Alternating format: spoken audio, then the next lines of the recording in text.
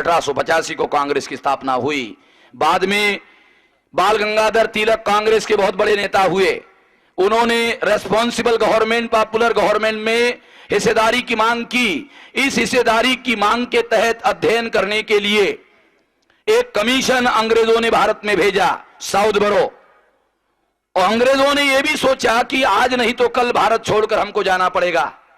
भारत छोड़कर जाने के पहले अंग्रेजों ने सोचा कि हमारे छोड़कर जाने के बाद केवल मात्र ब्राह्मणों के पास विधिमंडल में कानून बनाने का अधिकार नहीं होना चाहिए, तो विधिमंडल का गठन किया जाना चाहिए और विधिमंडल में अलग अलग तरह के सामाजिक समूहों के लोगों को भी रिप्रेजेंटेशन होना चाहिए।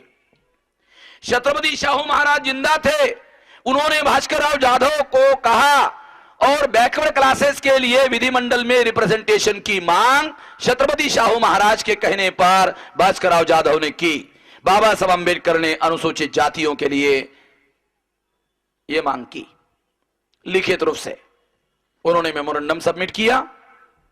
बाल गंगाधर तिलक कांग्रेस के नेता थे, बाल गंगाधर इसके विरोधी थे। हमारे लोगों को वो विधिमंडल में रिप्रेजेंटेशन देना नहीं चाहते थे। उनको मालूम था कि इसके पीछे छत्रपति शाहू महाराज है, इसलिए शाहू महाराज को चिढ़ाने के लिए बाल गंगाधर तिलक बेलगांव और कोल्हापुर के बीच में अथनी नाम का गांव है, अथनी। बाल गंगाधर ने सोचा अगर मैं कोल्हापुर संस्थान में जाता हूं तो छत्रपति शाहू महाराज का राज है, और छत्रपति शाहू महाराज केवल राजा नहीं है, पहलवान भी है, पटक पटक कर मार सकते। इसलिए वो अथनी नाम का गांव जो कोल्हापुर के बॉर्डर पर था और कोल्हापुर संस्थान में शामिल नहीं था, अंग्रेजों के एरिया में था, वहां जाकर सम्मेलन किया ऐसा। और इस सम्मेलन में बाल गंगाधर ने भाषण किया। उस भाषण में क्या कहा? उस भाषण में जो कहा बहुत हैरत करने वाली बात है। क्या कहा? तेली, तंबोली और कुनभटों को, महाराष्ट्र में जिसको कुनबी कहा जाता है, आपके यूपी में इसको कुर्मी कहा जाता है, कुर्मियों को, तेली, तंबोली और कुर्मियों को संसद में, विधिमंडल में जाकर क्या हल चलाना है? विधिमंडल कोई जमीन है जिस पर हल चलाया जाए? बाल गंगाधर तिलक ने अपने भाषण में ये बात कही, प्राइवेट में नहीं, फुसफुसाकर नहीं कहा, पब्लिक मीटिंग में कहा। केवल कहा नहीं, अपने डेली पेपर में जो केसरी नाम का पेपर था उसमें उन्होंने इसको छपवाया।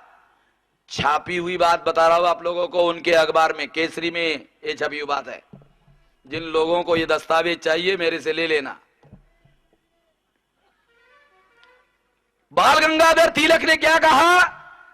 तेली को संसद में जाकर, तेली को विधिमंडल में जाकर क्या हल चलाना, तेली को संसद में जाकर क्या तेल निकालना है, दर्जी को संसद में जाकर क्या कपड़े सिलाना है, कुर्मियों को संसद में जाकर, विधिमंडल में जाकर क्या हल चलाना है, ये बात कही।